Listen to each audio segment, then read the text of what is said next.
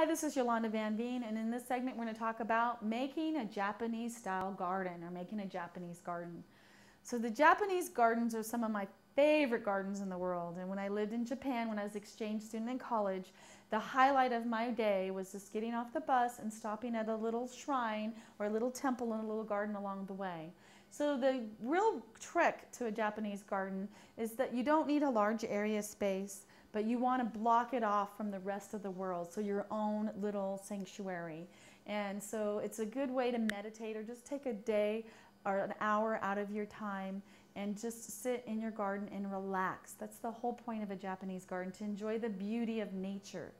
And so to enjoy the beauty, you've got to block it off. So whether using bamboo walls or bamboo plants or any other type of plant, you want to screen off that area from the rest of the world.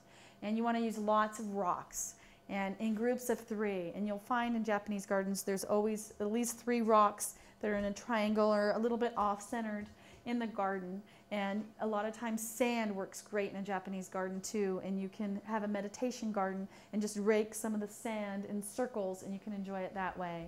And water is always a huge feature in a Japanese garden, whether it's just a little bamboo water pipe coming out that comes back and forth and makes the little bell noise, or if you have just a rock, a cement rock that has bubbles, water coming out of it, or you have a big lake with a bridge over it. Whatever you do, you always have to incorporate some water.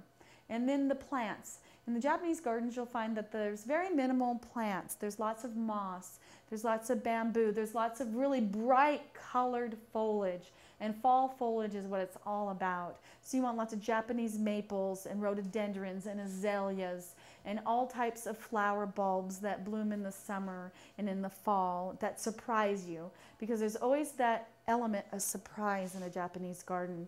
There's lots of art and there's lots of statues, and there's always something that you don't expect to see, whether it's just a little Buddha head underneath the azalea tree, or you have a little bench that's made out of a rock, and at the end of the bench you have a little statue of a pagoda and you have a little stream running around it.